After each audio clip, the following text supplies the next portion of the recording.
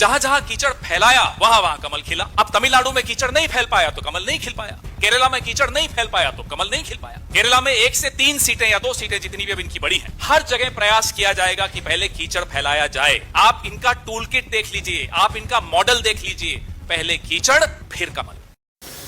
નમસ્કાર મિત્રો, આજે કોંગ્રેસનો નેતા પવન એડા શું બોલી રહ્યો છે કે જ્યાં જ્યાં ભાજપ જીતે છે એ બધા સામાન્ય જનતાના લોકો કીચડ સમજે છે એમ, કે જ્યાં ભાજપ જીત્યું તે કીચડ હતું એટલે ભાજપ જીતી ગયું, અને જ્યાં કોંગ્રેસ જીતી ગયું 1-2 જગ્યાએ ત્યાં બધા મતદારો હતા. હલો, તો તમે કોમેન્ટ કરજો કે શું આ બધા મતદારો કીચડ છે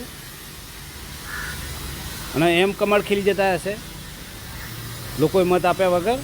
પણ આમની બુદ્ધિ જ ભ્રષ્ટ થઈ ગઈ છે ને આ કોંગ્રેસોને. કોમેન્ટ કરજો તમે. આ રઘવાયો થઈ ગયો છે સત્તા વગર રઘવાયા થઈ ગયા છે. શું કરીએ તો સત્તા મળી જાય.